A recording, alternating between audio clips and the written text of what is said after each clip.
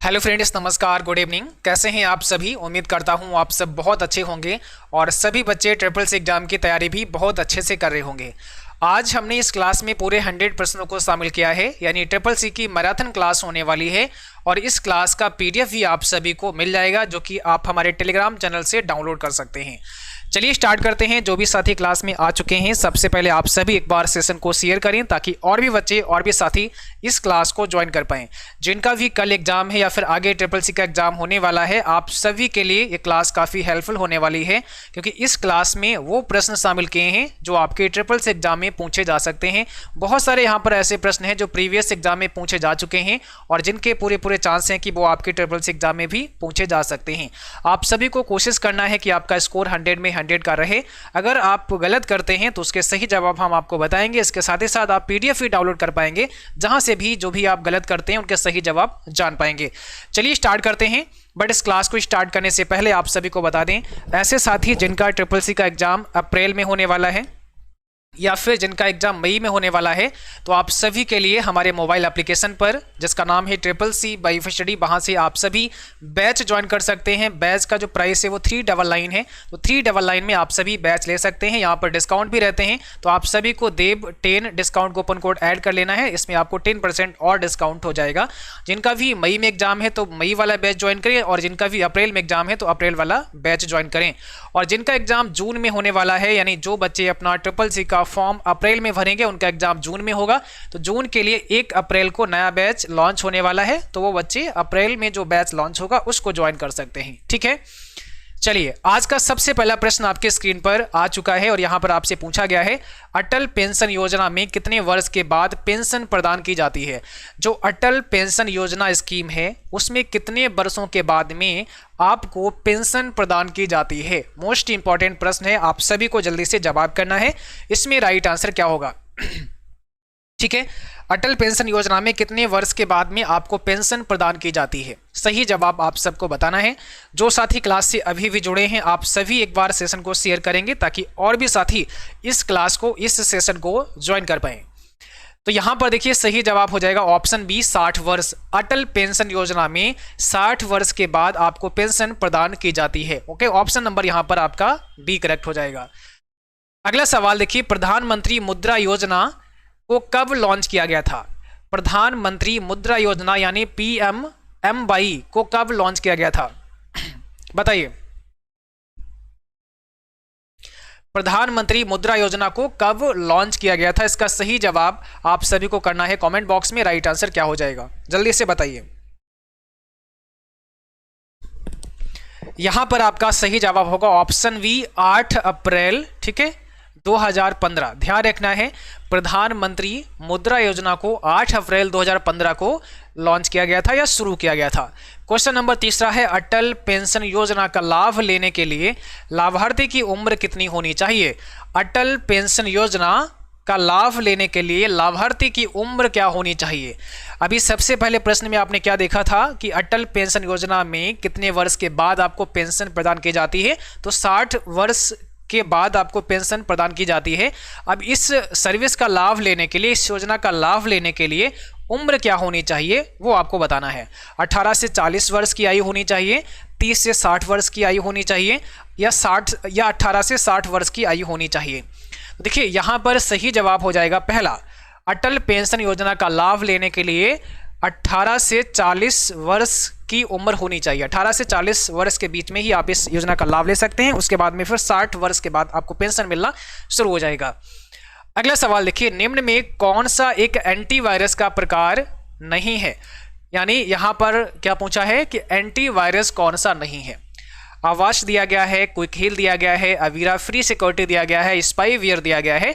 कौन सा एंटीवायरस नहीं है बताइए। सभी बच्चों को सही से जवाब करने हैं। कोशिश करना है कि आप सभी का जो स्कोर है वो 100 में 100 का होना चाहिए। ऐसा प्रयास आप सबको करना चाहिए। तो सोच समझ कर अपना आंसर लिखना है और सभी को कमेंट बॉक्स में आंसर करना है।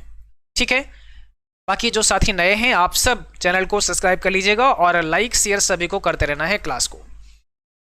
कौन सा यहाँ पे एंटीवायरस नहीं है? देखो, आवास्ट, क्विक हील, ठीक है, अवीरा, फ्री सिक्योरिटी, ये सब एंटीवायरस हैं, बट डी ऑप्शन हो जाएगा यहाँ पर। यानी स्पाईवेयर आपका एंटीवायरस नहीं है, एक मैलिशियस सॉफ्टवेयर है, तो ये एंटीवायरस आपका नहीं है। अगला सवाल है, निम्न में कौन सा एक free open source word processor software नहीं है?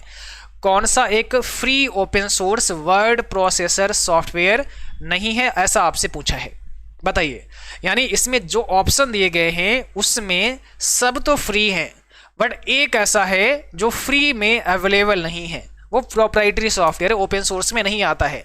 तो कौन सा ऐसा है जो ओपन सोर्स में नहीं आता है? जल्दी से जवाब करिएगा कमेंट बॉक्स में,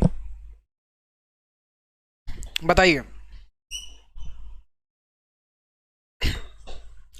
सही जवाब हो जाएगा यहां पर सी, MS ऑफिस वर्ड, यानी MS वर्ड। ठीक है, अगर आप देखें यहां पर एवी वर्ड, ओपन ऑफिस राइटर और कैलिग्रा वर्ड, ये सब आपके ओपन सोर्स हैं, फ्री हैं, लेकिन यहाँ जो MS वर्ड आपका है या माइक्रोसॉफ्ट ऑफिस का जो वर्ड है ये आपका फ्री नहीं है, ओपन सोर्स नहीं है। अगला सवाल, निम्न में कौन सा एप्पल कंपनी का वर्ड प्रोसेसर सॉफ्टवेयर है? इसमें यह बताना है कि कौन सा ऐसा है जो एप्पल कंपनी का वर्ड प्रोसेसर सॉफ्टवेयर है। एप्पल कंपनी का वर्ड प्रोसेसर सॉफ्टवेयर कौन सा है? और ये वाला जो सवाल है ना, प्रीवियस एग्जाम में कई बार पूछा जा चुका है, तो ध्यान रखना है इस प्रश्न को, हो सकता है आपके एग्जाम में भी पूछ लिया जाए। कौन सा ऐसा है जो एप्पल कंपनी का वर्ड प्रोसेसर सॉफ्टवेयर है? MS वर्ड, राइटर, पेजेज या वर्ड पैड? तो याद रखना है यहाँ पर ऑप्शन सी हो जाएगा, पेजेज। पेजेज नाम का जो सॉफ्टवेयर है यह एक वर्ड प्रोसेसिंग सॉफ्टवेयर है जो एप्पल कंपनी का है, ध्यान रखना है। पेजेज जो सॉफ्टवेयर है यह 11 जनवरी 2005 को बनाया गया था और डेवलपर कौन है? एप्पल इनकॉर्पोरेशन इसके डेवलपर हैं। कब रिलीज हुआ? 11 जनवरी 2005 को। MS वर्ड अक्टूबर 1983 में रिलीज हुआ, डेवलपर माइक्रोसॉफ्ट है, ठीक है, और Charles Simoni and Richard body के द्वारा इसको बनाया गया। वर्ड पैड की बात करें तो विंडोज 95 से ये शुरू हुआ। विंडोज 95 जो ऑपरेटिंग सिस्टम है उसके साथ में आया 1955 में, ठीक है, और डेवलपर कौन है? माइक्रोसॉफ्ट है, तो याद रखना है। अगला सवाल देखो, लिनक्स में जीनोम का क्या अर्थ होता है? कई बार आपके एग्जाम में पूछा जा चुका है, याद रखना है। लिनक्स में जीनोम क्या है, इसका मतलब क्या है, ये समझाना है आप सभी को, ठीक है। कौन सा यहाँ पे राइट आंसर हो जाएगा? क्वेश्चन नंबर 7 आपके स्क्रीन पर है और फटाफट से आप सबको शेयर कर देना है क्लास को, जिन बच्चों ने अभी तक नहीं किया है मिल करके शेयर करो आप सभी, ठीक है। आज ज़्यादा से ज़्यादा बच्चे लाइव सेशन में जुड़ना चाहिए। देखो यहाँ पर सही जवाब हो जाएगा GNU network object model environment. GNU network object model environment, ये फुल फॉर्म होता है जीनोम का, याद रखना है।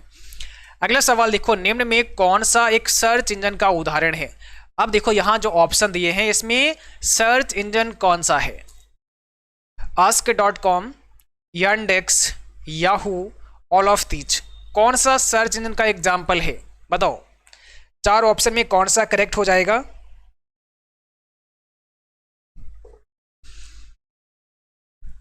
ask.com, yandex, याहू तो आप सब जानते ही होंगे। यहाँ पर देखो डी ऑप्शन है आपका, ऑल ऑफ दीज, सभी सर्च इंजन हैं, चाहे ask.com हो, चाहे yandex हो, चाहे याहू हो, सब कैसे हैं? सब आपके सर्च इंजन हैं। अगला सवाल, निम्न में से पहला वेब ब्राउजर किसे कहा जाता है? अगर आप देखें फर्स्ट वेब ब्राउजर किसे बोला जाता है, ठीक है, ये आपसे पूछें कि निम्न में से फर्स्ट वेब ब्राउजर कौन सा है, तो आप क्या बताओगे? World wide web, Mosaic, safari या मैक्सथॉन? तो फर्स्ट वेब ब्राउजर इसमें कौन सा है? क्या होगा इसमें सही जवाब? ऑप्शन नंबर पहला, वर्ल्ड वाइड वेब, ये फर्स्ट वेब ब्राउजर है, याद रखना है, ठीक है, पहला वेब ब्राउजर है। देखो अगर प्रथम वेब ब्राउजर की बात की जाए तो वर्ल्ड वाइड वेब होगा, ये 1990 के समय में बना, टिम वर्नर्स ली के द्वारा इसे बनाया गया, जिसे बाद में नेक्सस का नाम दिया गया। यानी वर्ल्ड वाइड वेब का नाम बाद में बदल करके नेक्सस कर दिया गया।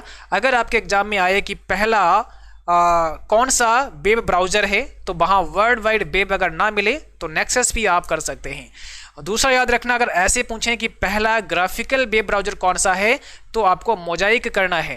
पहला ग्राफिकल वेब ब्राउजर मोजाइक है, जिसे 1993 में मार्क एंड्रीशन ने बनाया था, यह भी आपको ध्यान रखना है। चलिए क्वेश्चन नंबर 10, जीपीएस का फुल फॉर्म क्या होता है। यहां पर ये कई बार आपके एग्जाम में पूछा जा चुका है, जीपीएस का फुल फॉर्म। तो जल्दी से बताएं जीपीएस का मतलब क्या होता है, पूरा नाम क्या होता है। आज की क्लास आप सभी के लिए बहुत हेल्पफुल होगी, बहुत इंपॉर्टेंट होगी, जो भी साथी क्लास में जुड़े हैं और जिनका भी अभी मार्च में एग्जाम है, जिनका कल से एग्जाम स्टार्ट हो रहे हैं बच्चों के, तो कल का होगा, कुछ का अगले दिन होगा, है ना, क्योंकि 26 से लेकर आपके 31 मार्च के बीच में एग्जाम होने हैं। सो आप सबके लिए मैराथन क्लास बहुत इंपॉर्टेंट है। यहां पर सही जवाब हो जाएगा ग्लोबल पोजिशनिंग सिस्टम। क्या होगा? Global positioning system. और आप सभी को रिवीजन करने के लिए हमारे चैनल की प्लेलिस्ट में चले जाना है। वहां पर CCC advance mock test series नाम की प्लेलिस्ट मिलेगा, जो बहुत इंपॉर्टेंट है। बहुत कुछ वहां पर आपको पढ़ने को मिलेगा, उससे आप अपना रिवीजन कर सकते हैं, काफी हेल्प आपको मिलेगी आपके एग्जाम में। अगला सवाल देखिए, यहां पर पूछा गया है निम्न में से AOL क्या है। ठीक है, AOL क्या होता है, ठीक है, इसके बारे में आपको बताना है। सर्च इंजन है, ब्राउजर है, एंटीवायरस है, या इसमें से कोई नहीं। बताइए AOL क्या है, जल्दी से कमेंट बॉक्स में सभी बच्चों को लिखना है।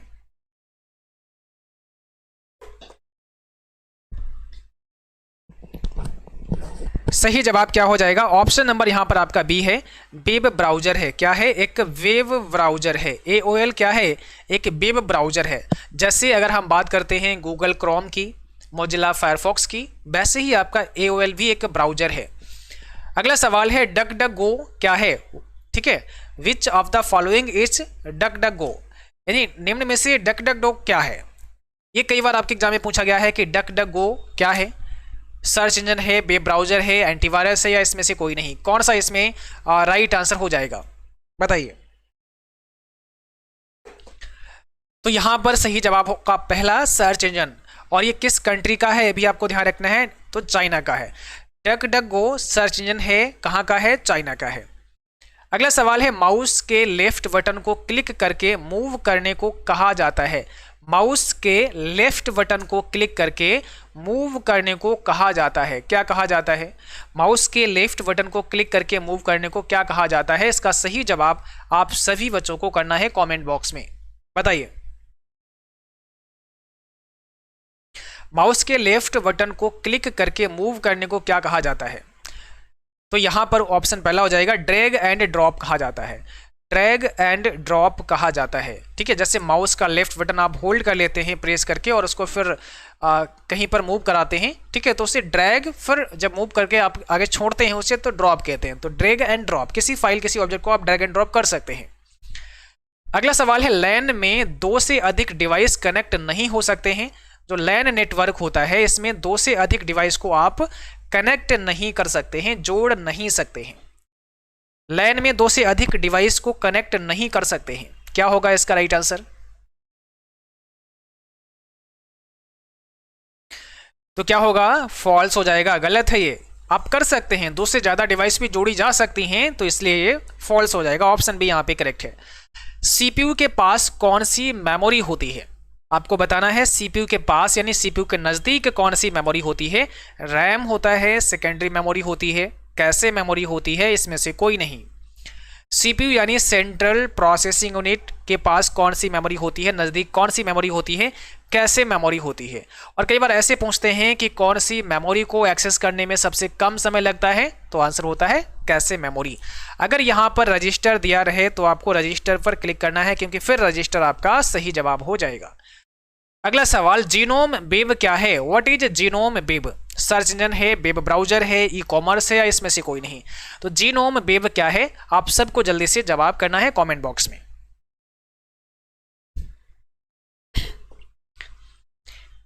बताइए जीनोम वेब क्या है? एक वेब ब्राउजर है। क्या रखना, याद रखना है, ऑप्शन बी हो जाएगा, एक वेब ब्राउजर है। ठीक है, तो आंसर यहां पर हमारा वी करेक्ट हो जाएगा।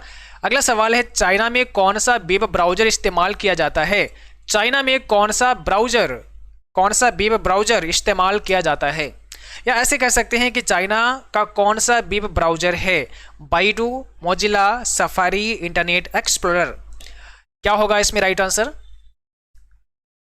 यहां पर सही जवाब हो जाएगा ऑप्शन पहला बाइडू। ध्यान रखना है चाइना में कौन सा वेब ब्राउजर इस्तेमाल किया जाता है, आंसर होगा बाइडू। ठीक है, या चाइना का कौन सा वेब ब्राउजर है, आंसर होगा बाइडू।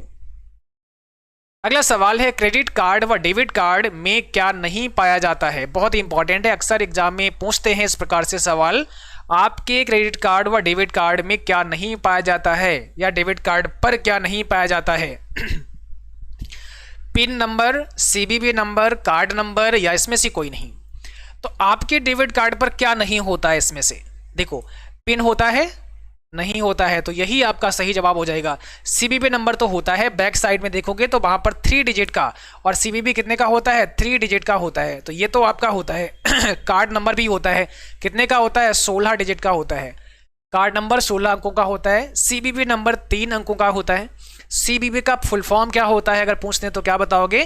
Card verification value. क्या बताओगे? कार्ड वेरिफिकेशन वैल्यू होता है इसका पूरा नाम, ये भी आप सबको ध्यान रखना है, कार्ड वेरिफिकेशन वैल्यू। अगला देखो, निम्न में कौन सा प्रथम इलेक्ट्रॉनिक कंप्यूटर है? प्रथम इलेक्ट्रॉनिक कंप्यूटर या प्रथम इलेक्ट्रॉनिक डिजिटल कंप्यूटर आपसे पूछें तो आप क्या बताओगे? एनिएक, यूनिवैक, एडवैक या इसमें से कोई नहीं। सही जवाब करना है कमेंट बॉक्स में, जल्दी से बताएं। प्रथम इलेक्ट्रॉनिक कंप्यूटर का नाम क्या है? ऑप्शन पहला हो जाएगा एनिएक है। ठीक है, अगर आपसे पूछें कि प्रथम कॉमर्शियल डिजिटल कंप्यूटर या प्रथम कॉमर्शियल इलेक्ट्रॉनिक कंप्यूटर, तो आंसर हो जाएगा यूनिवैक। क्या हो जाएगा? यूनिवैक हो जाएगा। प्रथम कॉमर्शियल डिजिटल कंप्यूटर यूनिवैक है। प्रथम इलेक्ट्रॉनिक कंप्यूटर या प्रथम डिजिटल कंप्यूटर ऐसे पूछें केवल, या प्रथम सामान्य पर्पस के लिए पूछें तो आपका एनिएक हो जाएगा। आधार सीडिंग का अभिप्राय क्या है? इससे क्या समझते हैं? आधार सीडिंग से आप क्या समझते हैं? आधार को बैंक से जोड़ना, आधार की नकल प्रति जारी करना, आधार का अंतरण, उपरोक्त में से कोई नहीं। क्या है आधार सीडिंग? आधार सीडिंग का मतलब होता है आधार को बैंक से लिंक कर देना। आधार को बैंक से लिंक कर देना, जोड़ देना ही आधार सीडिंग कहलाता है। अगला सवाल, एटीएम पासवर्ड केवल बताना चाहिए। एटीएम पासवर्ड केवल बताना चाहिए पति या पत्नी को, आज्ञाकारी पुत्र को, आज्ञाकारी पुत्री को, या उपरोक्त में से किसी को नहीं। अब ये सवाल भी एग्जाम में एक बार नहीं कई बार पूछा गया है, तो बहुत सिंपल है, सबको पता होना चाहिए। एटीएम पासवर्ड केवल किसको बताना चाहिए? किसी को नहीं बताना चाहिए। ऑप्शन नंबर डी, ना ही पति या पत्नी को, ना ही आज्ञाकारी पुत्र को, ना ही आज्ञाकारी पुत्री को। ठीक है, किसी को नहीं बताना चाहिए, तो ऑप्शन नंबर हमारा यहाँ पे डी हो जाएगा करेक्ट आंसर।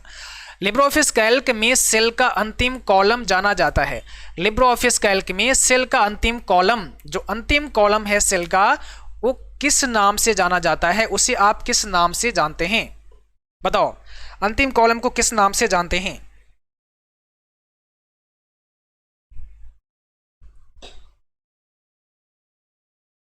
तो यहां पर सही जवाब हो जाएगा सी, XFD। क्या होगा? XFD होगा।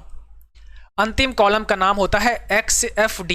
देखिए, लिब्रो ऑफिस कैल्क की बात की गई है, और अगर आप लेटेस्ट वर्जन यूज कर रहे हैं तो वहां पर कॉलम की संख्या कितनी हो गई है? 16,384 हो गई है। ऐसे में जो अंतिम कॉलम का नाम बनेगा वो XFD होगा। इससे पहले कॉलम की संख्या 1024 थी, तो नाम था AMJ। अंतिम कॉलम का नाम क्या था? AMJ। अब ये देखना आपको होगा कि आपके ट्रिपल सी एग्जाम में जब ऐसा सवाल आए तो वहां पर ऑप्शन में AMJ दिया है या XFD दिया है। ठीक है, अगर वहां XFD दिया ही नहीं है तो AMJ कर देना, दोनों दिए हैं तो XFD ही फिर आपको करना है। हम एक बार यहां पर आपको दिखा देते हैं, लिब्रो ऑफिस कैल्क में लेकर चलते हैं, एक बार आपको दिखा देते हैं। ठीक है, कैसे इसे आप देख सकते हैं। हालांकि हमने कई बार आपको पढ़ाया है, समझाया है, तो उसमें बता रखा है कि आप कैसे यहाँ पर आ सकते हैं लिब्रो ऑफिस कैल्क में अंतिम कॉलम पर XFD। आई होप आपको यहाँ पर दिख रहा होगा, XFD आपका जो है ना अंतिम कॉलम होता है। ठीक है, अंतिम कॉलम का नाम होता है। चलिए अगला सवाल देखो, ईमेल एड्रेस केस सेंसिटिव होता है। क्या पूछा गया है? ईमेल एड्रेस केस सेंसिटिव होता है। क्या होगा इसमें राइट आंसर? तो ईमेल का जो पता है वो केस सेंसिटिव होता है क्या? नहीं होता है। ऑप्शन बी हो जाएगा, केस सेंसिटिव नहीं होता है। केस सेंसिटिव का मतलब है, देखो, जो ईमेल का पासवर्ड है वो केस सेंसिटिव होता है।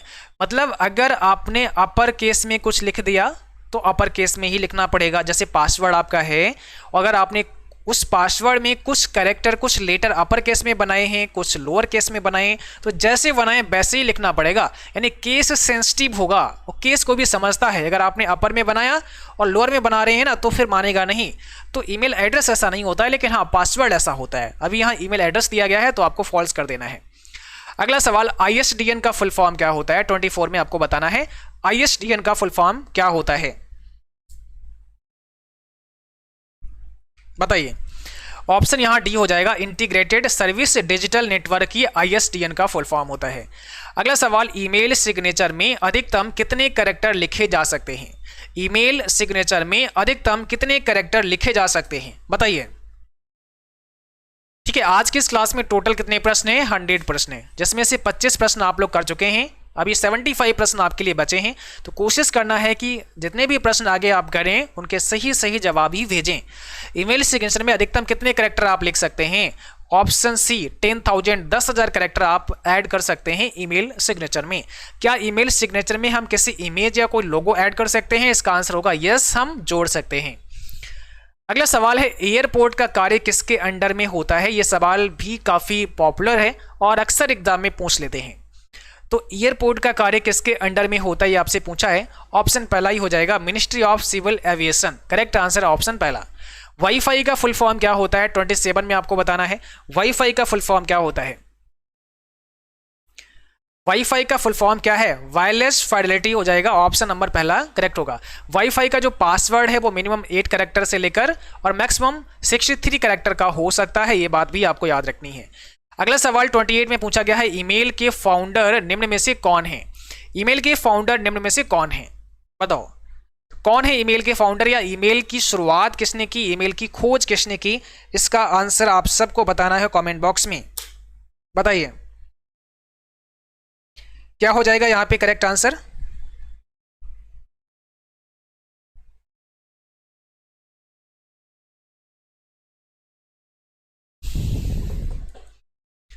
देखो, पहली बात ये समझना है ईमेल का मतलब क्या होता है। ईमेल का मतलब होता है इलेक्ट्रॉनिक मेल। फुल फॉर्म क्या होता है? इलेक्ट्रॉनिक मेल होता है। और इसकी शुरुआत या इसकी खोज किसने की? ऑप्शन पहला हो जाएगा, रे टॉमलिंसन के द्वारा ईमेल की खोज की गई। ठीक है, अब ईमेल में कौन कौन से प्रोटोकॉल इस्तेमाल होते हैं ये भी आपको ध्यान रखना है। तो एक तो आपका POP3 प्रोटोकॉल होता है, ठीक है, एक आपका IMAP होता है, IMAP होता है, ये दोनों प्रोटोकॉल मेल को रिसीव करते हैं। और एक होता है SMTP, इसका काम होता है मेल को अपलोड करना, मेल को भेजना। ये बात भी आपको याद रखनी है, ठीक है। दूसरा, अगर हम बात करें जीमेल की, तो देखो जीमेल के अंदर आप कितने साइज की फाइल को अपलोड कर सकते हैं? 25 MB तक की फाइल को आप अपलोड कर सकते हैं जीमेल के अंदर। और टोटल हमें जीमेल में कितना स्पेस दिया जाता है? 15 GB का टोटल स्पेस हमें दिया जाता है, ये बात भी आपको याद रखनी है। iOS ऑपरेटिंग सिस्टम किसके लिए बनाया गया, बताइए। iOS ऑपरेटिंग सिस्टम किसके लिए बनाया गया? सैमसंग मोबाइल फोन के लिए, एप्पल मोबाइल डिवाइस के लिए, ब्लैकबेरी मोबाइल फोन के लिए, या फिर ऑल ऑफ दी, जो उपरोक्त सभी के लिए? तो iOS ऑपरेटिंग सिस्टम किसके लिए बनाया गया? ऑप्शन यहां पर आपका वी हो जाएगा, एप्पल मोबाइल डिवाइस के लिए बनाया गया। 197 कम्युनिकेशन का संबंध है किससे? पेटीएम, फोन पे, गूगल, या इसमें से कोई नहीं। 197 कम्युनिकेशन का संबंध किससे है? जल्दी से कमेंट बॉक्स में आंसर लिखें, क्या होगा इसमें राइट आंसर। सही जवाब क्या हो जाएगा? ऑप्शन अगर आपने पहला बताया पेटीएम तो करेक्ट है। 197 कम्युनिकेशन का संबंध किससे है? पेटीएम से है। थोड़ा सा यहां पर और समझते हैं इसके बारे में। देखिए, 197 communication OCL is the parent entity of leading Indian mobile payments and financial services company Paytm. यानी ये पेटीएम की पेरेंट्स कंपनी है। हेडक्वार्टर कहाँ है? नोएडा में है, ठीक है। अगर हम 197 कम्युनिकेशन की बात करें, जैसे आपने समझा कि 197 कम्युनिकेशन पेटीएम की पेरेंट कंपनी है, ठीक है। तो इसकी शुरुआत कब हुई? फाउंडेड कब हुआ आपका 197 कम्युनिकेशन? 2000 में, ठीक है। कहाँ? न्यू दिल्ली में। फाउंडर कौन है इसके? विजय शेखर शर्मा ही 197 कम्युनिकेशन के फाउंडर हैं। अगर अब हम पेटीएम की बात करें कि पेटीएम कब शुरू हुआ, तो 2010 में, अगस्त 2010 में इसकी शुरुआत हुई। और फाउंडर एंड CEO कौन है? तो विजय शेखर शर्मा इसके फाउंडर एंड CEO हैं। ये भी आपको ध्यान रखना है, ठीक है। चलिए अगला सवाल देखो, पैन का फुल फॉर्म क्या होता है? 31 में आपसे पूछा है पैन का फुल फॉर्म क्या होता है। पैन का मतलब यहां पे क्या है? ऑप्शन आपका पहला ही करेक्ट हो जाएगा। परमानेंट अकाउंट नंबर होता है, पैन का full form permanent account number होता है, जैसा कि ऑप्शन 1 यहाँ पे करेक्ट हो जाएगा। वाईफाई में कम से कम पासवर्ड कितना रख सकते हैं, अभी आपको बता चुके हैं। वाईफाई में कम से कम पासवर्ड कितना रख सकते हैं, बताओ कम से कम पासवर्ड कितना रख सकते हैं। तो अभी हमने बताया था कम से कम हम 8 कैरेक्टर का पासवर्ड रख सकते हैं, 8 कैरेक्टर कम से कम, और अधिकतम 63 कैरेक्टर का पासवर्ड बना सकते हैं। अगला सवाल, एईपीएस में निम्न में से किसका इस्तेमाल किया जाता है। एईपीएस में निम्न में से किसका इस्तेमाल किया जाता है। अब एईपीएस क्या होता है, आधार इनेबल्ड पेमेंट सिस्टम। जो छोटे छोटे ग्राहक सेवा केंद्र हैं वहां जाकर आप पैसे विड्रॉ कर सकते हैं, डिपॉजिट कर सकते हैं, बैलेंस इंक्वायरी कर सकते हैं, ये सारा कार्य आप कर सकते हैं। तो यहाँ पर एईपीएस टेक्नोलॉजी के अंदर ही ये सब काम करते हैं, ठीक है। आधार इनेबल्ड पेमेंट सिस्टम इसका मतलब होता है। तो इसके लिए किसका इस्तेमाल होता है, आधार नंबर का इस्तेमाल होता है। आधार नंबर की आवश्यकता होती है बस आपको पैसे ट्रांसफर करने के लिए या डिपॉजिट करने के लिए। टीसीपी/आईपी में कितने लेयर होती हैं। टीसीपी/आईपी का फुल फॉर्म होता है transmission control protocol internet protocol. अब इसमें कुल कितनी लेयर होती हैं, तो याद रखना है टीसीपी/आईपी मॉडल में टोटल लेयर 4 होती हैं। 4 लेयर होती हैं, कौन कौन सी, network layer, internet layer, host to host layer और एप्लीकेशन लेयर। टोटल आपकी 4 लेयर होती हैं। विंडोज 10 का डिफॉल्ट ब्राउजर कौन सा है। विंडोज 10 जब भी आप इंस्टॉल करते हैं तो डिफ़ॉल्ट ब्राउज़र कौन सा वहाँ पे इंस्टॉल हो जाता है, internet explorer, Microsoft Edge, Google Chrome, या इसमें से कोई नहीं, नन ऑफ दीज। बताइए 35 का जवाब करना है सभी बच्चों को जो भी लाइव देख पा रहे हैं। कौन सा यहाँ पे राइट आंसर हो जाएगा, ऑप्शन नंबर आपका हो जाएगा B correct, Microsoft Edge. Window 10 का डिफ़ॉल्ट ब्राउज़र कौन सा है, माइक्रोसॉफ्ट एज। भारत का कौन सा लोकल सर्च इंजन जो दुकानों का विवरण रखता है। भारत का ऐसा कौन सा लोकल सर्च इंजन है जो दुकानों का विवरण रखता है, जानकारी रखता है। justdial.com, google.com, yahoo.com, इसमें से कोई नहीं। तो भारत का ऐसा कौन सा लोकल सर्च इंजन है जो दुकानों का विवरण रखता है, ऑप्शन पहला justdial.com। याद रखना है आप सभी को। अगला सवाल, dash is a type of operating system which allows only one user eight A time. Dash operating system का एक प्रकार है जो एक समय में केवल एक उपयोगकर्ता को अनुमति देता है। Single user, multi user, real time, embedded. क्या होगा इसमें राइट आंसर, तो यहां पर सही जवाब हो जाएगा सिंगल यूजर ऑपरेटिंग सिस्टम, ठीक है, सिंगल यूजर ऑपरेटिंग सिस्टम। इसका एग्जांपल क्या है, एमएस डॉस। एमएस डॉस कैसा है, सिंगल यूजर ऑपरेटिंग सिस्टम है। अगला सवाल, कंप्यूटर पर चलने वाला पहला प्रोग्राम जब कंप्यूटर बूट होता है, यानी जब कंप्यूटर बूट होता है तो सबसे पहले कौन सा प्रोग्राम चलता है। Processing system, system operation, operating system, इसमें से कोई नहीं। बहुत सिंपल हो गया आपके लिए, ऑप्शन ही ऐसे बने हैं। तो यहां पर क्या हो जाएगा, option C operating system. System के बूट होने के बाद में पहला प्रोग्राम कौन सा है, ऑपरेटिंग सिस्टम है जो रन होता है, चलता है, ठीक है। और ऑपरेटिंग सिस्टम क्या होता है, हमारे कंप्यूटर सिस्टम को कंट्रोल करने का काम करता है। ये प्रचालन तंत्र होता है हमारे सिस्टम का, ठीक है। जब तक ऑपरेटिंग सिस्टम नहीं चलेगा तब तक बाकी सारे सॉफ्टवेयर हम नहीं चला सकते हैं। अगला सवाल देखिए, बायोस स्टैंड फॉर, बायोस का पूरा नाम क्या होता है। BIOS का फुल फॉर्म क्या है, मतलब क्या है इसका, basic input output system. Option number D क्या हो जाएगा, बेसिक इनपुट आउटपुट सिस्टम। आपके कंप्यूटर के अंदर क्या होता है, एक रोम चिप लगा होता है। आपके सिस्टम में एक रोम चिप लगा होता है। इस रोम चिप पर क्या होता है, इस रोम चिप में क्या होता है, बायोस नाम का सॉफ्टवेयर पड़ा होता है। बायोस यानी basic input output system software जो आपके रोम के अंदर पड़ा होता है। और जब आप अपने कंप्यूटर को ऑन करते हैं उस समय यही बायोस आपका काम करता है, यही बायोस आपके सिस्टम को बूट करने का काम करता है। यह सुनिश्चित करने के लिए कौन सी प्रक्रिया जांचती है कि कंप्यूटर के घटक काम कर रहे हैं और ठीक से जुड़े हुए हैं। जब आप अपने कंप्यूटर को बूट करते हैं तो हमने बताया कि बायोस एक्टिवेट होता है और बायोस वहां पे काम करता है। तो बायोस के अंदर ऐसी कौन सी प्रक्रिया है जो ये जांचती है कि आपका जो कंप्यूटर के सारे कंपोनेंट हैं वो सही से काम कर रहे हैं या नहीं, ठीक है। तो इसे कहते हैं POST, option number C. POST का मतलब क्या होता है, पावर ऑन सेल्फ टेस्ट। इसका फुल फॉर्म होता है पावर ऑन सेल्फ टेस्ट। जो ये चेक करता है कि आपके कंप्यूटर के सभी कंपोनेंट प्रॉपरली वर्किंग में है या फिर नहीं। अगर कोई भी कंपोनेंट काम नहीं कर रहा होगा तो आपका सिस्टम बूट नहीं हो पाएगा। जब पोस्ट नाम की क्रिया हो जाती है कंप्लीट, ये जब जांच हो जाती है कि आपका सिस्टम सही से प्रॉपरली वर्किंग में है, उसके बाद में आपका जो ऑपरेटिंग सिस्टम है आपके कंप्यूटर की हार्ड ड्राइव से लोड होता है आपके कंप्यूटर की मेन मेमोरी में, और आपका कंप्यूटर बूट हो जाता है। आप उस पर आप काम कर सकते हैं। डिजी लॉकर में कितने साइज का डॉक्यूमेंट रख सकते हैं? डिजी लॉकर में कितने साइज का डॉक्यूमेंट अपलोड कर सकते हैं या रख सकते हैं? ठीक है, डिजी लॉकर एक भारत सरकार के द्वारा जारी किया गया लॉकर है जहां पर आप कोई भी फाइल रख सकते हैं, वो मान्य होती है, कोई भी डॉक्यूमेंट यहाँ रख सकते हैं। तो कितने साइज की हम इसमें फाइल को अपलोड करा सकते हैं?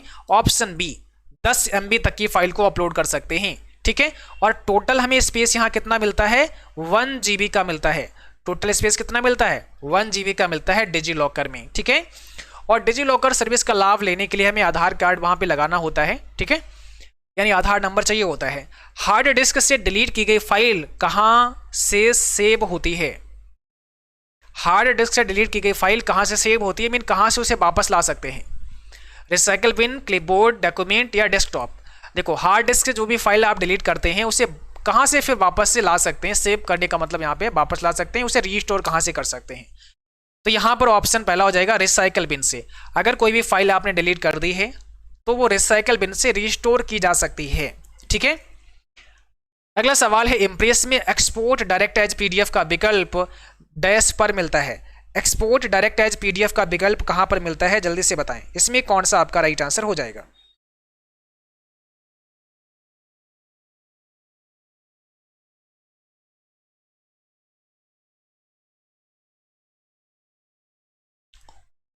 एक्सपोर्ट डायरेक्ट एज PDF का विकल्प आपको कहां मिलेगा? ऑप्शन यहां पर हो जाएगा बी, स्टैंडर्ड टूल बार पर। स्टैंडर्ड टूल बार पर आपको ये ऑप्शन मिलता है।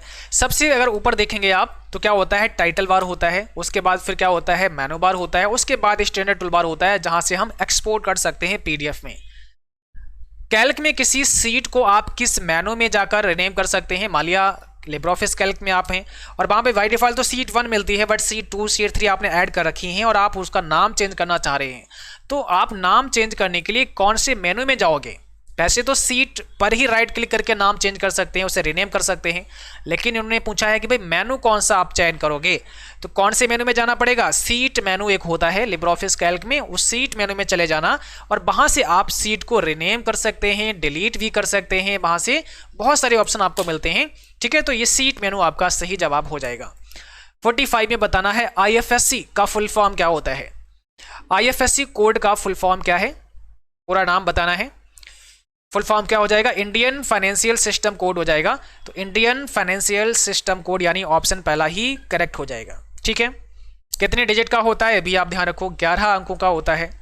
IFSC कोड 11 अंकों का होता है, हम आपको बता चुके हैं। शुरुआत के 4 डिजिट बैंक नेम को बताते हैं, 5वां 0 होता है, लास्ट के 6 डिजिट ब्रांच नेम को बताते हैं। ओके, क्योंकि हो सकता है इससे पहले की क्लास किसी बच्चे ने ना किए हों, वो इसी क्लास को देख रहा होगा, तो अगर ऐसा सवाल आता है तो आप सही कर पाओगे। वैसे अगर आपने शुरू से क्लास करे हैं तो ये सब चीज़ें ऑलरेडी पढ़ भी चुके हैं, जो चीज़ें हम आपको बार बार बताते हैं। रुपे कार्ड को किसके द्वारा विकसित किया गया था? रुपे कार्ड को किसके द्वारा विकसित किया गया था, बहुत इंपॉर्टेंट है। रुपे कार्ड किसने डेवलप किया, किसने बनाया, बताओ। तो रुपे कार्ड को किसने बनाया? NPCI ने बनाया। अब NPCI क्या है? National payments corporation of India, इसका फुल फॉर्म होता है, जिसने रुपे कार्ड को बनाया, डेवलप किया। अगला सवाल 47, इंडियन सुपर कंप्यूटर का पितामह किसे कहा जाता है? इंडियन सुपर कंप्यूटर का जनक किसे कहा जाता है, बताओ। Father of Indian super computer कौन है? ऑप्शन नंबर पहला विजय भाटकर या विजय P भाटकर, विजय पादुरंग भाटकर इनका पूरा नाम है। इनको इंडियन सुपर कंप्यूटर का जनक कहा जाता है, पितामह कहा जाता है। और पहला सुपर कंप्यूटर कौन सा था? तो परम 8000, परम 8000 नाम का पहला सुपर कंप्यूटर है, जो CDEC कंपनी के द्वारा बनाया गया, जिसका श्रेय विजय P भाटकर को जाता है, विजय पादुरंग भाटकर को जाता है। ठीक है, अगला सवाल, मनरेगा एक्ट का उद्देश्य क्या है? 48, मनरेगा एक्ट का उद्देश्य क्या है, बताओ। इसका सही जवाब क्या होगा? ऑप्शन पहला ही करेक्ट होगा, ग्रामीण क्षेत्रों में आजीविका सुरक्षा को बढ़ाना। मनरेगा एक्ट का उद्देश्य क्या है? ग्रामीण क्षेत्रों में आजीविका सुरक्षा को बढ़ाना। ठीक है, अगला सवाल, रोज तथा कॉलम का मिलान क्या कहलाता है? जहां पर रोज एंड कॉलम का मिलान होता है, इंटरसेक्शन होता है, उसे हम क्या बोलते हैं? सेल, कॉलम, रोज या बॉक्स? तो देखो, इस प्रकार से कॉलम, इस प्रकार से रोज। अब ये जो यहां मिलान बिंदु बीच में बॉक्स देख रहे हैं ना, इसको हम क्या बोलेंगे? इसी को हम सेल कहते हैं। ठीक है, अगला सवाल, लिनक्स में ch1 कमांड का इस्तेमाल क्या होता है? ch1 कमांड का इस्तेमाल क्या होता है? कौन सा यहां पे राइट आंसर हो जाएगा? ठीक है, आधा हमने रास्ता तय कर लिया है, 50 प्रश्न यहां पर हो चुके हैं और 50 प्रश्न अभी शेष बचे हैं। ऑप्शन यहां पर कौन सा हो जाएगा? बी हो जाएगा, change file owner. File owner को चेंज करना है तो ch1 कमांड यूज करेंगे। और ये सभी कमांड आप हमारी वेबसाइट से भी पढ़ पाओगे, CCC.com पर जाना, वहां पर लिनक्स कमांड सर्च कर लेना तो वहां पर आपको मिल जाएगा। 51 कहता है 10 pt is minimum font size in writer. Writer का जो मिनिमम फॉन्ट साइज है वो 10 पॉइंट है। क्या ये बात सही है? राइटर में मिनिमम फॉन्ट साइज कितना होता है? 10 पॉइंट होता है? नहीं, कितना होता है? 6 pt होता है। ड्रॉप डाउन मेनू में देखेंगे तो कितना होता है? 6 पॉइंट होता है। मैक्सिमम कितना होता है? 96 होता है। तो ये क्या होगा? गलत हो जाएगा। अगला सवाल, वर्ल्ड वाइड वेब के खोजकर्ता कौन है? www के खोजकर्ता कौन है? www के खोजकर्ता कौन है? Tim Berners Lee. Option number B यहां पे करेक्ट होगा, टिम बर्नर्स-ली। अगला सवाल, what is the result equal power 5,2? अब देखिए, पावर यहां दिया गया है, ठीक है, इक्वल पावर 5,2। अगर ऐसा सवाल आ जाए तो क्या करोगे, कैसे लगाओगे? और आप सभी यूट्यूब पर सर्च करें Calc formula by CCC wifi study, तो बहुत सारे क्लास मिल जाएंगे, वहां से आप लोग सीख सकते हैं, पढ़ सकते हैं। पावर 5,2 का मतलब हुआ 5 की पावर 2, और जब 5 की पावर 2 करेंगे तो बराबर कितना होगा? 25 हो जाएगा। तो यहां ऑप्शन बी हो जाएगा। ठीक है, फाइंड एंड रिप्लेस के लिए कौन सी शॉर्टकट कुंजी इस्तेमाल करते हैं? फाइंड एंड रिप्लेस के लिए कौन सी शॉर्टकट कुंजी इस्तेमाल करते हैं? जवाब करें। केवल फाइंड नहीं पूछा है, फाइंड एंड रिप्लेस पूछा है, तो क्या हो जाएगा? कंट्रोल H हो जाएगा। Find and replace control H, और केवल फाइंड कंट्रोल F हो जाएगा। यहां फाइंड एंड रिप्लेस की बात की गई थी। ठीक है, चलिए आगे बढ़ते हैं। अगला सवाल, अब इसका रिजल्ट क्या होगा? मिनिमम 5,2,8 की वैल्यू क्या है? तो इक्वल min 5,2,8 का आंसर क्या आएगा? तो सबसे छोटी संख्या कौन सी? मिनिमम वैल्यू पूछा है, आंसर हमारा 2 हो जाएगा, पहला ही ऑप्शन करेक्ट हो जाएगा। मिनिमम 2 और मैक्सिमम कर दें तो यहां पर 8 हो जाएगा, 8 हो जाएगा। अगला सवाल देखो, पैन का फुल फॉर्म क्या है? पैन का फुल फॉर्म क्या है? अब ध्यान रखना है, पैन का फुल फॉर्म अगर आपसे पूछें तो कैसे ऑप्शन दिए हैं, क्योंकि दो चीजें इसके, दो फुल फॉर्म इसकी हैं, दो फुल फॉर्म इसकी हैं। एक तो पर्सनल एरिया नेटवर्क होता है और दूसरा परमानेंट अकाउंट नंबर होता है। तो यहां पर तो बोथ ए एंड वी का ऑप्शन दिया है, लेकिन आपके एग्जाम में क्या दिया गया है उसी हिसाब से आपको आंसर करना है। फिलहाल यहां पर बोथ ए एंड बी आपका सही जवाब हो जाएगा। एक तो पैन कार्ड होता है और एक पैन नेटवर्क होता है ना, दो चीजें हैं। इक्वल राउंड 175,-2 का मान कितना होगा? वैल्यू क्या होगा? देखो यहां राउंड फार्मूला आया है, वो भी माइनस में आया है। अब ये जिस बच्चे ने सीखा है वही कर सकता है, बाकी तो करना मुश्किल है ना। तो कैसे करेंगे? 175 यहां लिखा, कॉमा -2। इस -2 का ये मतलब है कि डेसिमल वैल्यू से पहले की जो वैल्यू है उसको हमें 2 स्थानों तक राउंड ऑफ कर देना है। तो 175, इसके बाद में कोई डेसिमल वैल्यू है नहीं, तो यही पहले की वैल्यू है। अब इसको -2 तक राउंड ऑफ करना है, तो पहला अंक हटाएंगे, यहाँ पे 0 हो जाएगा। दूसरा अंक हटाएंगे, यहाँ पर भी 0 हो जाएगा। लेकिन नियम के अनुसार जो आप लास्ट में हटाते हैं, अगर वो संख्या 5 है या 5 से बड़ी है तो अगली संख्या में +1 हो जाता है। तो आपने भी कर दिया, तो यहाँ पर 2 हो जाएगा और आंसर हमारा 200 का आ जाएगा। ऑप्शन यहाँ पर हमारा बी करेक्ट हो जाएगा। ठीक है, 200 यहाँ पे सही जवाब होगा। अगर 175 के स्थान पर कितना होता, मान लिया 145 होता तो क्या करते, और कामा -2 होता तो 5 को हटाते 0 कर देते, 4 को हटाते 0 कर देते। ठीक है, 2 स्थान हटा दिए और बचा के आगे 1 बचा, तो यहाँ पे 100 आ जाता। 145 पर 100 आएगा, 175 पर 200 आएगा। ठीक है, बाकी फार्मूला की क्लास पढ़ोगे तो वहां पर समझ आ जाएगा कि कैसे लगाने हैं ये सभी सवाल। अलीबाबा के संस्थापक कौन है? 58 का जवाब करो। अलीबाबा के संस्थापक यानी फाउंडर कौन है? Alibaba.com भी पूछ सकते हैं, ऐसे पूछ सकते हैं, तो यहां पर सही जवाब option B Jack Ma. Alibaba.com के फाउंडर या संस्थापक जैक मा है, ठीक है। और एक ई कॉमर्स वेबसाइट है Alibaba.com, ये ध्यान रखना है। SEO की फुल फॉर्म क्या होती है? What is the full form of SEO? SEO क्या होता है? इसका मतलब होता है सर्च इंजन ऑप्टिमाइजेशन। क्या होगा? Search engine optimisation. तो ऑप्शन पहला करेक्ट हो जाएगा। अगला सवाल, क्या व्हाट्सएप लोकप्रिय होता है? क्या व्हाट्सएप लोकप्रिय होता है? ऐसा सवाल पूछा, क्या करोगे इसका जवाब? नहीं करोगे क्या? तो इसे ट्रू करना पड़ेगा। हाँ भाई, लोकप्रिय होता है, ऑप्शन पहला हो जाएगा। सेव एज की शॉर्टकट कुंजी क्या होती है? सेव एज की शॉर्टकट कुंजी क्या होती है बताओ? सेव एज के लिए कंट्रोल शिफ्ट एस दबाते हैं, क्योंकि लिब्रे ऑफिस की बात की जाएगी आपसे, एमएस ऑफिस के सवाल नहीं आएंगे, ठीक है। तो सेव एज के लिए कंट्रोल शिफ्ट एस दबाते हैं। अगर हम एमएस ऑफिस की बात करें तो F12 दबाते हैं सेव एज के लिए। अगला सवाल देखो, उमंग ऐप केवल एंड्रॉइड फोन में इस्तेमाल कर सकते हैं। उमंग ऐप जो है ना, वो केवल एंड्रॉइड फोन में इस्तेमाल कर सकते हैं, क्या ये सही है? उमंग का मतलब क्या होता है? Unified mobile application for new age governance होता है, फुल फॉर्म आएगा आपके एग्जाम में। और केवल एंड्रॉइड फोन के लिए इस्तेमाल कर सकते हैं, तो ये बात तो सही नहीं है, ऑप्शन बी यहां पर हो जाएगा। अगला सवाल, SMIME में ई का क्या मतलब होता है?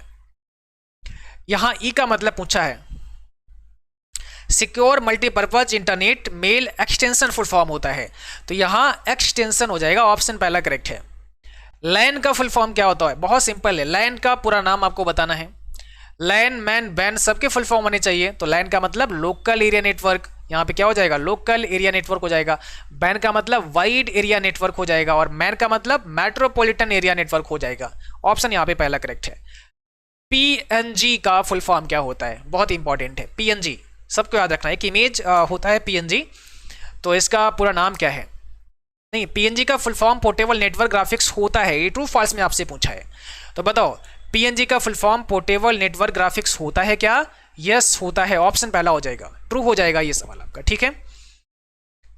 अगला सवाल, IFSC में कितने डिजिट होते हैं? IFSC कोड जो होता है उसमें कितने डिजिट होते हैं बताओ? 66 में कौन सा आपका राइट आंसर है? कितने डिजिट होते हैं? अभी अभी मैंने बताया था ये सवाल, है ना, कुछ प्रश्न पहले मैंने बोला था, तो आप सबको याद होगा, बताइए। यहां पर सही जवाब क्या हो जाएगा? ऑप्शन बी हो जाएगा 11। टोटल डिजिट कितने होते हैं? 11 अंकों का कोड होता है। अगला सवाल, कंप्यूटर की स्टोरेज GB KB MB में मापी जाती है। कंप्यूटर की जो स्टोरेज है ना, वो GB KB MB में मापते हैं। GB का मतलब गीगाबाइट होता है, KB का मतलब किलोबाइट होता है, और MB का मतलब मेगाबाइट होता है। तो इसका जवाब यस होगा, ऑप्शन पहला हो जाएगा। अगला सवाल, ईमेल के अंत में केवल अपना नाम ही लिखा जा सकता है। ईमेल के अंत में केवल अपना नाम ही लिखा जा सकता है, ऐसा है क्या? गलत है ये। ईमेल के अंत में केवल अपना नाम ही लिखा जा सकता है, तो गलत ही है, ऑप्शन बी हो जाएगा यहाँ पे। अगला सवाल, हैश का लिब्रे ऑफिस कैल्क में क्या मतलब होता है? जब कैल्क में आप देखोगे, एक्सेल में देखोगे, इस प्रकार से हैश आ जाता है, तो ये क्या है? फॉर्मूला गलत होता है क्या? कॉलम की चौड़ाई कम होती है क्या? दोनों हो सकते हैं या इसमें से कोई नहीं। तो अगर ऐसा दिखता है आपको, इसका मतलब है कॉलम की चौड़ाई कम है। कॉलम की चौड़ाई को बढ़ाएंगे तो ये प्रॉब्लम हल हो जाएगी। तो कॉलम की चौड़ाई कम होने पर ऐसा होता है, हैश का आपको एरर देखने को मिलता है, ठीक है। और कॉलम की चौड़ाई बढ़ा सकते हैं, कैसे बढ़ा सकते हैं जरा शॉर्टकट की बताओ। कमेंट बॉक्स में लिखो कि कॉलम की चौड़ाई बढ़ाने की शॉर्टकट की क्या होती है। ये सवाल भी बहुत इंपॉर्टेंट है, आपसे अक्सर पूछते हैं एग्जाम में। हालांकि ये सवाल शायद इसमें हमने नोट नहीं किया है, बट फिर भी अभी हम आपसे मौखिक पूछ लेते हैं, कॉलम की चौड़ाई बढ़ाने के लिए क्या शॉर्टकट की यूज करेंगे? तो आंसर लिख लो भाई, ऑल्टर की दबाना है और साथ में राइट एरो की दबाना है। अल्टर की के साथ में क्या दबाओगे? राइट एरो की दबाओगे, इससे कॉलम की चौड़ाई बढ़ जाएगी। कम करना है तो लेफ्ट एरो की दबा लेना ऑल्टर के साथ में। अगला सवाल है, वैक्यूम ट्यूब जो है ना, वो कब इन्वेंट हुआ? वैक्यूम ट्यूब कब इन्वेंट हुआ, इसका सही जवाब करना है। ये डबल यहाँ पे रिपीट हो गया, 2 बार लिख गया है। वैक्यूम ट्यूब कब इन्वेंट हुआ या वैक्यूम ट्यूब की खोज कब की गई, ऐसा भी आपसे पूछा जा सकता है, बताओ। और दूसरा यहां से सवाल क्या बन सकता है कि वैक्यूम ट्यूब का कौन सी जनरेशन में इस्तेमाल हुआ। एक तो 1904 में बनी है, ऑप्शन नंबर बी हो जाएगा, और ये आपका प्रथम पीढ़ी में, फर्स्ट जनरेशन में, कंप्यूटर की प्रथम पीढ़ी में वैक्यूम ट्यूब टेक्नोलॉजी का ही इस्तेमाल हुआ। सेकेंड में ट्रांजिस्टर का इस्तेमाल हुआ, थर्ड में आईसी का हुआ, फोर्थ में वीएलएसआई का हुआ, और फिफ्थ में यूएलएसआई का हुआ, जिसे अल्ट्रा लार्ज स्केल इंटीग्रेशन कहा जाता है। कौन सा कुंजी संयोजन फाइल फोल्डर को स्थायी रूप से हटा देता है। कौन सा कुंजी संयोजन है जो किसी फाइल या किसी फोल्डर को स्थायी रूप से यानी परमानेंट हटा देगा, डिलीट कर देगा। तो परमानेंट डिलीट करवाने के लिए आपको क्या करना पड़ेगा, शिफ्ट के साथ में डिलीट करना पड़ेगा, ऑप्शन बी हो जाएगा। शिफ्ट के साथ जब डिलीट करोगे वो फाइल, वो फोल्डर परमानेंट यानी स्थायी रूप से डिलीट हो जाएगा। और नॉर्मली डिलीट करोगे तो वो अस्थायी डिलीट होता है, टेम्परेरी होता है। कैसे? क्योंकि वो रिसाइकल बिन में जाकर सेव हो जाता है और आप उसे रिसाइकल बिन से वापस कर सकते हैं, रिस्टोर कर सकते हैं। लिब्रियोफिस कैल्क में सेल एडिट मोड विकल्प निम्न में से किस मेनू में पाया जाता है। लिब्रियोफिस कैल्क में सेल एडिट मोड विकल्प कौन से मेनू में होता है, यानी कौन से मेनू में जाकर हम सेल को एडिट कर सकते हैं। बताओ, ये बहुत इंपॉर्टेंट है। शॉर्टकट की तो सबको पता होगी, F2 से हम जो है ना सेल को एडिट मोड में ला सकते हैं, बट पूछा क्या है कि कौन से सेल में जाना पड़ेगा। लिब्रियोफिस कैल्क में सेल एडिट मोड विकल्प निम्न में से किस मेनू में पाया जाता है, मीन कौन से मेनू में जाना पड़ेगा। तो आंसर करो, यहां पे सही जवाब क्या हो जाएगा, ऑप्शन क्या होगा यहाँ पे, एडिट मेनू। आपको सेल को एडिट करने के लिए एडिट मेनू में जाना पड़ेगा। एडिट मेनू में जाकर आप सेल को एडिट करा सकते हैं, या फिर इसके लिए F2 की का भी यूज कर सकते हैं। ठीक है, अगला सवाल है SMTP is related to. SMTP किससे संबंधित है, आंसर आपको करना है SMTP किससे संबंधित है, बताइए। SMTP का मतलब क्या होता है, बताओ। SMTP simple mail transfer protocol किससे संबंधित है, ऑप्शन नंबर सी, मेल से संबंधित है। मेल को भेजने के लिए SMTP काम करता है। अगला सवाल देखो, इंप्रेस में न्यू स्लाइड की शॉर्टकट कुंजी क्या होती है। अगर आपको इंप्रेस में नई स्लाइड लेनी है, न्यू स्लाइड आपको चाहिए या न्यू स्लाइड इंसर्ट करनी है, तो क्या क्या करोगे, कैसे कर सकते हो। इसके लिए कंट्रोल एम दबाना पड़ेगा हमें, ऑप्शन बी हो जाएगा। कंट्रोल एम से हम स्लाइड को ले सकते हैं या नई स्लाइड हम इंसर्ट कर सकते हैं। ठीक है, इसके लिए हम स्लाइड मेनू में भी जा सकते हैं और स्लाइड मेनू में जाकर भी नई स्लाइड को हम इंसर्ट करा सकते हैं। अगला सवाल है इंटरनेशनल ट्रांजैक्शन के लिए कौन सा कोड इस्तेमाल करते हैं। दूसरी कंट्री में पैसा भेजना है या मंगाना है तो कौन सा कोड हमें डायल करना पड़ेगा, मीन कौन सा कोड हमें चाहिए होगा, बताओ। यहां पर सही जवाब हो जाएगा ऑप्शन बी, स्विफ्ट कोड चाहिए। और कल हमने स्विफ्ट के बारे में बात की थी, आपको फुल फॉर्म भी बताई थी। तो अगर हम विदेश में पैसा भेजना चाहते हैं या मंगाना चाहते हैं तो स्विफ्ट कोड की आवश्यकता पड़ती है। बिटकॉइन के फाउंडर कौन हैं, बिटकॉइन के फाउंडर कौन है। इस क्लास में सभी छटे हुए सेलेक्टेड प्रश्नों को शामिल किया है, क्योंकि ये सभी प्रश्न आपके जो एग्जाम है ना उसके लिए बहुत हेल्पफुल होने वाले हैं। ठीक है, इसलिए सभी प्रश्न बहुत ही सेलेक्टेड यहाँ पे हमने शामिल किए हैं। जो लगा है कि आपके एग्जाम में आ सकता है, आपके लिए इंपॉर्टेंट है, उसको हमने यहाँ पर शामिल किया है। बिटकॉइन के फाउंडर कौन है, ऑप्शन बी, सतोशी नाकामोटो। याद रखना है, सतोशी नाकामोटो बिटकॉइन के फाउंडर हैं। बिटकॉइन क्या है, एक क्रिप्टो करेंसी है, एक क्रिप्टो करेंसी है जो ब्लॉकचेन टेक्नोलॉजी पर आधारित है। ये भी आपको ध्यान रखना है कि ऐसे कई सारे सवाल आ जाते हैं जो थोड़ा घुमा फिरा के पूछते हैं। अगला सवाल, आर्टिफिशियल इंटेलिजेंस के पिता कौन है, जनक कौन है, फादर कौन है। आर्टिफिशियल इंटेलिजेंस के जनक कौन है, तो यहां पर ऑप्शन आपका हो जाएगा बी, जॉन एम कार्थी। ये आपके एआई के जनक हैं, शॉर्ट में बोलें तो एआई बोल सकते हैं।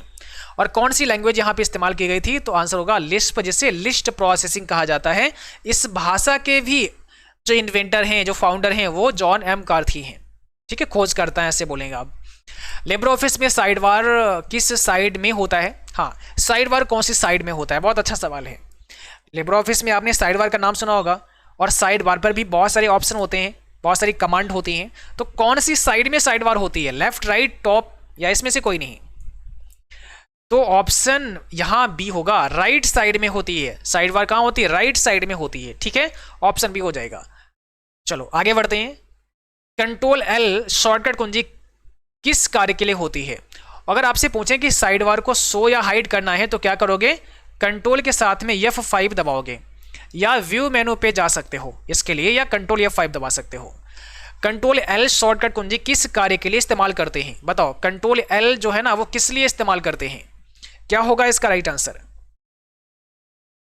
कंट्रोल L से लेफ्ट अलाइन हम कर सकते हैं, टेक्स्ट को लेफ्ट अलाइन कर सकते हैं, ठीक है।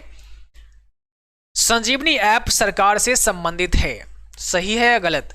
संजीवनी ऐप जो है ना वो सरकार से संबंधित है, बताओ। इसका सही जवाब करना है। देखते हैं कितने बच्चे सही जवाब कर पाएंगे इस प्रश्न का।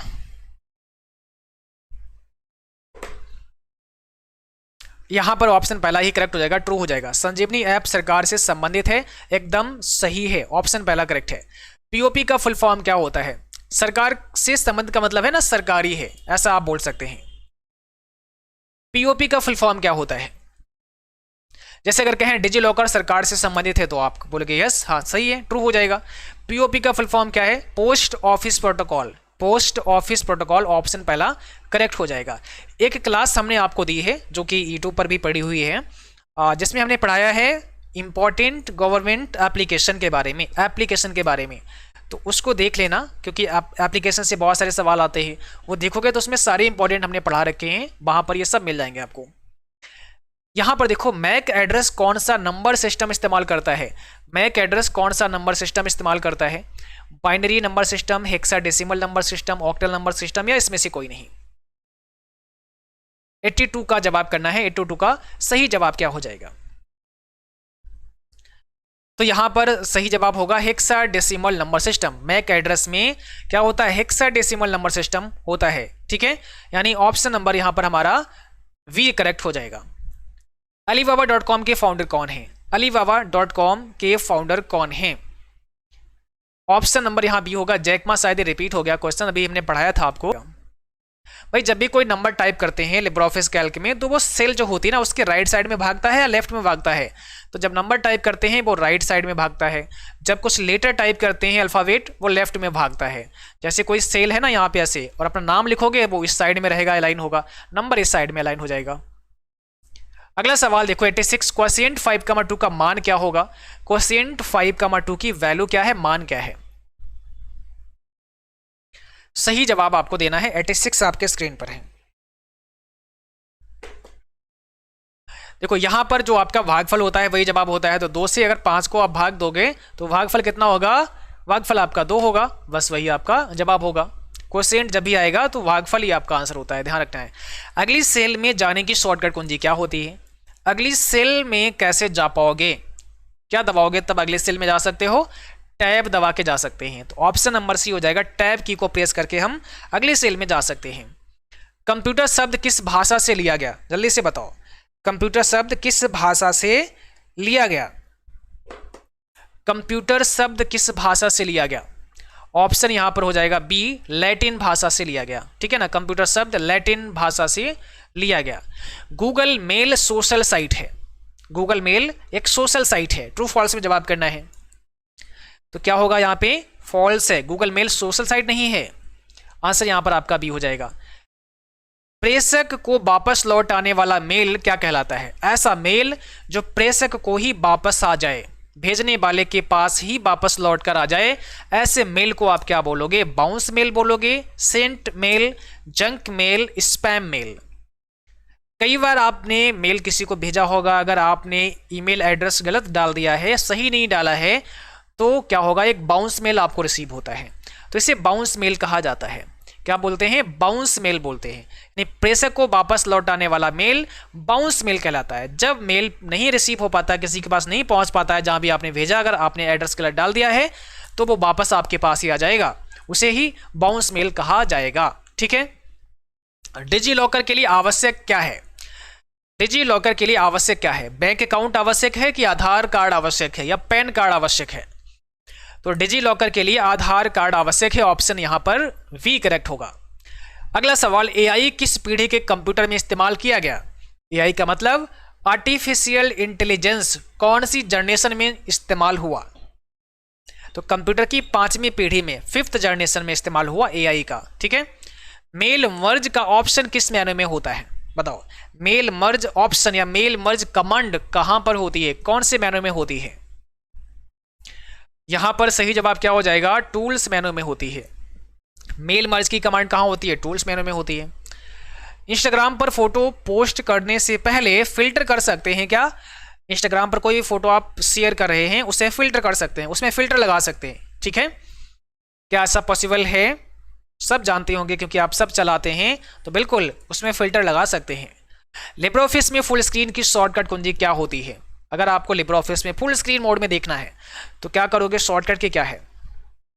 फुल स्क्रीन के शॉर्टकट की है control shift J, option number B. Control shift J से हम फुल स्क्रीन मोड में कर सकते हैं। अगला सवाल है, निम्न में से कौन सा ई कॉमर्स से संबंधित है? 96 में आपको क्या बताना है? कौन सा ई कॉमर्स से संबंधित है? बताओ। ई कॉमर्स यानी electronic commerce, Facebook, Twitter, Amazon, C option हो जाएगा। अमेजॉन हो गया, फ्लिपकार्ट हो गया, eBay.com हो गया, है ना? ये सब क्या है? ई कॉमर्स से संबंधित हैं। बॉस स्टैंड फॉर, बॉस का मतलब क्या है? देखो, फुल फॉर्म बताइएगा, आपसे फुल फॉर्म पूछा है यहाँ पे, और फुल फॉर्म इसका हो जाएगा Bharat operating system solution. Bharat operating system solution, ये इसका फुल फॉर्म होता है।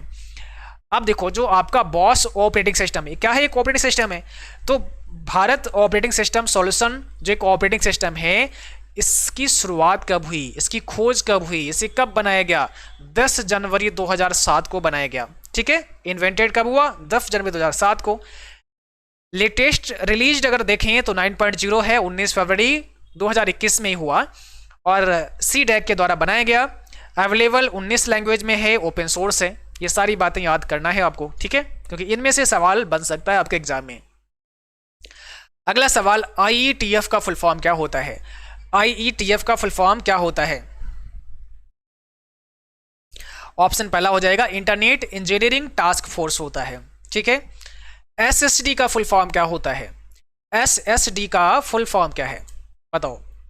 सॉलिड स्टेट ड्राइव क्या होगा? सॉलिड स्टेट ड्राइव कहाँ गया? सॉलिड स्टेट डिस्क यहाँ दिया गया है, सॉलिड स्टेट ड्राइव होता है इसका फुल फॉर्म। तो यहाँ पे डिस्क के स्थान पर ड्राइव कर देते हैं, ठीक है?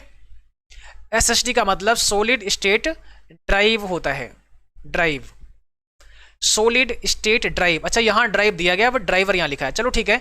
अब ये ध्यान रखना है आपको, सॉलिड स्टेट ड्राइव ये फुल फॉर्म होता है SSD का, ओके? आगे बढ़ते हैं, और ध्यान रखना है SSD और जो आपकी HDD होती है, HDD का मतलब होता है हार्ड डिस्क ड्राइव, SDD का मतलब होता है सॉलिड स्टेट ड्राइव। क्या होगा? सॉलिड स्टेट ड्राइव, ठीक है? अब आपका जो SSD होता है ये हार्ड डिस्क से काफ़ी फास्ट होता है, काफ़ी स्पीड इसकी ज़्यादा होती है, बट कॉस्टली भी ज़्यादा है, महंगा भी होता है। किससे? हार्ड डिस्क से। URI का फुल फॉर्म क्या है? 100 में बताना। अभी कुछ प्रश्न और हैं, 2-3 कुछ एक्स्ट्रा प्रश्न हमने रखे थे इस क्लास में, उनको भी पढ़ेंगे, उसके बाद आप लोग जाएंगे। URI का फुल फॉर्म क्या होता है? Uniform resource identifier. यूनिफॉर्म ये होगा आपका यूनिफॉर्म रिसोर्स आइडेंटिफायर। URL का मतलब क्या होता है? जब यल हो लास्ट में तो यूनिफॉर्म रिसोर्स लोकेटर हो जाएगा, ओके? ट्विटर का पुराना नाम क्या है? ओल्ड नेम बताना है, बताओ। TWTR ऑप्शन पहला यहाँ पे करेक्ट हो जाएगा, और इससे माइक्रो ब्लॉगिंग भी कहा जाता है। ट्विटर को माइक्रो ब्लॉगिंग के नाम से भी जाना जाता है। लास्ट एडिटेड स्लाइड पर जंप करने की शॉर्टकट की बताइए। लास्ट एडिटेड स्लाइड पर जंप करने की शॉर्टकट की क्या होती है? 102 में आपसे पूछा है, कौन सा इसमें सही जवाब हो जाएगा? अल्ट कंट्रोल्स यहाँ पे होगा alt shift F5, alt shift F5 से लास्ट एडिटेड स्लाइड पर आप जा सकते हैं, जंप कर सकते हैं। और यहाँ पर आपसे पूछा गया है क्वोशिएंट 509.9, 7 की वैल्यू क्या होगी, इसका मान क्या होगा? तो अभी अब आपको बता चुके हैं कि क्वोशिएंट जब भी आएगा तो भागफल ही आपका जवाब होगा। अगर 7 से 509.9 को भाग करोगे तो कितना भागफल होगा, और दशमलव में काटना नहीं है आपको, शेषफल जो बचे उसको छोड़ दो, ठीक है? तो 509 को आप भाग करोगे तो कितना होगा? यहाँ 72 आ जाएगा, आंसर में 72 होगा। 7 सत्ते 49 होता है यहाँ पे, ठीक है? और 7 दूनी 14 होता है, बचा कितना? 5 बचा। तो शेषफल छोड़ दो, उसको जरूरत ही नहीं है। तो यहाँ पर क्या होगा? 72 आपका सही जवाब हो जाएगा, 72 आपका राइट आंसर हो जाएगा। चलिए, आज का क्लास भी बस यहीं पर समाप्त होता है। और ऐसे साथी जिनका कल SSC का एग्जाम है, हमारी तरफ से आप सभी को बहुत बहुत शुभकामनाएं। उम्मीद करता हूँ, मुझे पूरी आशा है कि आप सब बहुत अच्छा करोगे, बहुत बेहतर करोगे। और जैसा भी आपका एग्जाम हो, अपने बारे में हमें बताना है, एग्जाम के बारे में हमें बताना है कि कैसा हुआ है, और जो प्रश्न आपको याद रहे उन प्रश्नों को आपको हमारे पास सेंड करना है, भेजना है, ताकि उन प्रश्नों को हम आप सभी तक पहुंचा पाएं, जो अन्य बच्चे हैं जो एग्जाम देने वाले हैं उन तक भी पहुंचा पाएं। तो प्रश्न आप हमें कैसे भेज सकते हैं, 9452299436 पर आप अपने प्रश्न हमें व्हाट्सएप कर सकते हैं। 2, 4, 6 जो भी आपको याद रहे वो प्रश्न आप भेज सकते हैं। अपना नाम और आपका एग्जाम कहाँ हुआ वो भी आप भेज दीजिएगा, ताकि आपका नाम भी हम वीडियो में डाल देंगे कि ये प्रश्न किसने भेजे हैं। ठीक है, बाकी आप हमें मेल भी कर सकते हैं। प्रश्न मेल करने के लिए आपको info.cccbyfirststudy@gmail.com पर मेल भेज देना है। लिंक ये डिस्क्रिप्शन बॉक्स में आपको ईमेल आईडी और व्हाट्सएप नंबर मिल जाएगा। इसी के साथ साथ आप फेसबुक या इंस्टाग्राम पर भी अपने प्रश्न हमें भेज सकते हैं, या फिर आप कमेंट बॉक्स में भी टाइप करके भेज सकते हैं, लिख सकते हैं। ठीक है, और इस क्लास का पीडीएफ भी जिन बच्चों को चाहिए तो आप सब पीडीएफ भी डाउनलोड कर सकते हैं। पीडीएफ का लिंक डिस्क्रिप्शन बॉक्स में मिल जाएगा, या हम अपने टेलीग्राम पर शेयर कर देंगे, या आप हमारी वेबसाइट पर जाओ और वहाँ पर जब जाओगे होम पेज पर तो वहाँ क्लास नोट्स का एक ऑप्शन है, या फ्री पीडीएफ का शायद एक ऑप्शन है, उस पर बस क्लिक कर लो। वहाँ पर क्लिक करके आप इस 100 क्वेश्चन की क्लास का पीडीएफ डाउनलोड कर सकते हो। ओके, चलिए आज के लिए बस इतना ही, मिलते हैं अगली क्लास में, तब तक के लिए जय Hind, good night, bye bye.